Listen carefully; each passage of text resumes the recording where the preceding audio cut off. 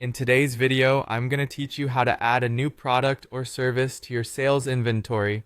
This process is straightforward and can help keep your inventory up to date, ensure smooth transactions, and improve overall efficiency in managing your business. We'll break it down into easy steps so you can follow along and have your new product or service set up in no time. To start, make sure you have access to your sales system and are logged into your account. Once you've done that, direct your attention to the top menu. Here you'll find various options that help you manage different aspects of your sales. You're going to choose the option labeled Sales. Under this section, look for and click on Products and Services. This is the area where you will manage all your existing products and services, and from here, we'll add the new ones.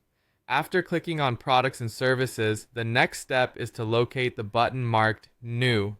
Typically, this button stands out, often highlighted to grab your attention. Clicking on New is crucial as it signifies the beginning of setting up your new product or service.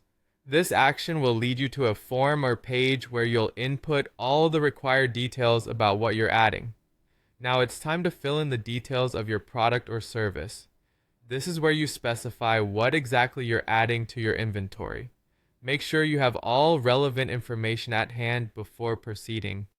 The details might include the product or service name, SKU, price, description, and any other specifics that will help identify and categorize it correctly.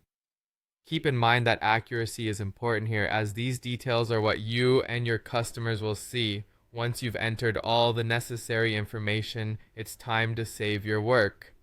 Look for the Save button, which is usually situated at the bottom or top of the form.